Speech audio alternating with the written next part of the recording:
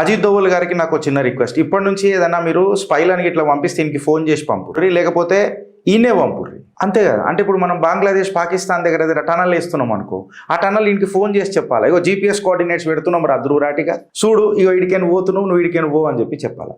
సిగ్గు శరం ఉన్నోడు ఎవడన్నా ఏదైనా మాట్లాడతాడా ఫ్రెండ్స్? అసలు ఈ సినిమాలో పొలిటికల్ యాంగిల్ ఎందుకు చూస్తున్నావు?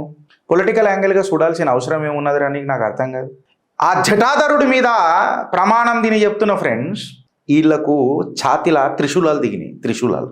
డమరుకం బజాస్తుంటే వీళ్లకు అసురులకు చెవులలో వినబడదు కదా. And congratulations to Aditya Dhar అనుకుంటా డైరెక్టర్. 870 crores ఈ ఫిలిం థర్డ్ వీక్లో కూడా భర్పూర్గా నడుస్తుంది. అమ్మ తోడు ఆ పార్వతి వల్లభుడు ప్రమాణం నేను చెప్తున్నా బిడ్డ, మొన్నటి దాకా అది 500 crore ఉండే, ఈ దరీందర్ గాడు కొట్టిన తర్వాత అది 1000 crore పోతుంది. నువ్వు చూడు, ఇది పక్క అడు కొట్టంగానే లేచింది కదా, 870 crores పోయింది. థర్డ్ వీక్ కలెక్షన్స్ అంటే నాకు తెలిసి మంచి కాపీ క్యాట్లు ఉన్నారు కదా కొంతమంది, నేను భగవంతుని నమ్మ ఒంగర కాపీ క్యాట్లు మాట్లాడతారు కదా, వాళ్ళందరికీ చెక్ పెట్టింది ఈ సినిమా.